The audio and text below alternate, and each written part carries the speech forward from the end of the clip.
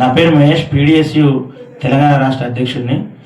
3 రోజుల పాటు జనవరి 5, 6, 7 తేదీల్లో వరంగల్ జిల్లా కేంద్రంగా పీడిఎస్యు రాష్ట్ర మహాసభలు చాలా ఘనంగా విజయవంతమయ్యాయి.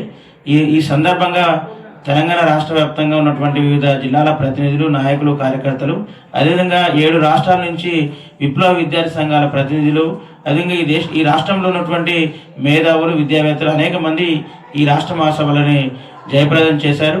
వారందరికీ కూడా ఈ సందర్భంగా మేము ధన్యవాదాలు తెలియజేస్తా ఉన్నాం. ఇక ఎంపికైన నూతన కమిటీ, నూతన కార్యవర్గం ఈరోజు అనేకమైన సమస్యలు భారతదేశంలో, తెలంగాణ రాష్ట్రంలో కొనసాగుతూ ఉన్నాయి. ఈ సమస్యలకు వ్యతిరేకంగా పోరాటం చేయాలని చెప్పేసి మేము నూతన భవిష్యత్ కార్యాచరణ కూడా నిర్దేశించుకోవడం జరిగింది. ఈ సందర్భంగా మేము కేంద్ర రాష్ట్ర ప్రభుత్వాలని డిమాండ్ చేసేది ఏంటంటే, కేంద్రంలో ఉన్నటువంటి నరేంద్ర మోడీ ప్రభుత్వం ఈరోజు జాతీయత పేరుతోని, దేశభక్తి పేరుతోని మొత్తం దేశంలో ఉన్నటువంటి సహాయ సంపదని కార్పొరేట్ల కంపెనీలకి కొల్లగొట్టడం కోసం ఈరోజు అనేకమైన ప్రయత్నాలు చేస్తూ ఉంది. వాళ్ళకి అనుకూలంగా ఈరోజు నిర్ణయాలని, వాళ్ళకి అనుకూలంగా చట్టాలను తీసుకొస్తూ ఉంది. అనేకమైన చట్టాలను మార్చినటువంటి నరేంద్ర మోడీ ఆఖరికి ఈ దేశంలో ప్రధానమైన పాత్ర పోషించినటువంటి విద్యారంగం మీద కూడా తన కార్పొరేట్ మతోన్మాద భావజాలకు సంబంధించినటువంటి వృత్తి ఈరోజు నూతన జాతీయ విద్యా విధానాన్ని తీసుకొచ్చారు.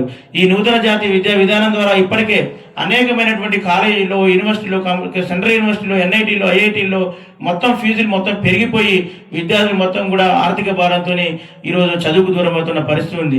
కొత్తగా 12 ఏళ్లుగా ఏ ఒక్క విద్యార్థికి కూడా కనీసం స్కాలర్షిప్ను, రియంబర్స్మెంట్ను, ఫెలోషిప్ను ఇవ్వకపోగా ఉన్న ఫెలోషిప్ను కూడా ఈరోజు నేషనల్ నెట్ ఎగ్జామ్లో కేవలం 6% మందికే మేము ఫెలోషిప్లు ఇస్తామని చెప్పేసి ప్రకటిస్తున్నారంటే వీళ్ళు ఎంత నగ్నంగా విద్యార్థి వ్యతిరేక విధానాలు అవలంబిస్తూ ఉన్నారో మనకు అర్థమవుతా ఉంది. ఇకపోతే వీళ్ళ విధానాలను వ్యతిరేకించిన వాళ్ళు ఎవరినైనా ఈరోజు దేశ ద్రోహులుగా, ఈరోజు అర్బన్ నక్సలైట్లుగా, లేదంటే వీళ్ళంతా దేశానికి వ్యతిరేకంగా పనిచేస్తున్నారనే దాంతోనే ఈరోజు జైలులో పెడుతున్న పరిస్థితి ఉంది.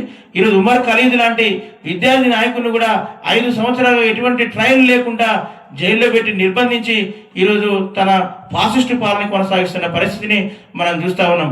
కాబట్టి ఈ నరేంద్ర మోడీ ప్రభుత్వానికి వ్యతిరేకంగా దేశంలో కలిసి వచ్చే అన్ని విప్లవ విద్యార్థి సంఘాలని, వివిధ రాష్ట్రాల్లో పనిచేస్తున్న విప్లవ విద్యార్థి సంఘాలని ఐక్యం చేసి ఐక్య ఉద్యమాన్ని నిర్మించడం కోసం కూడా మేము ప్రయత్నం చేస్తాం.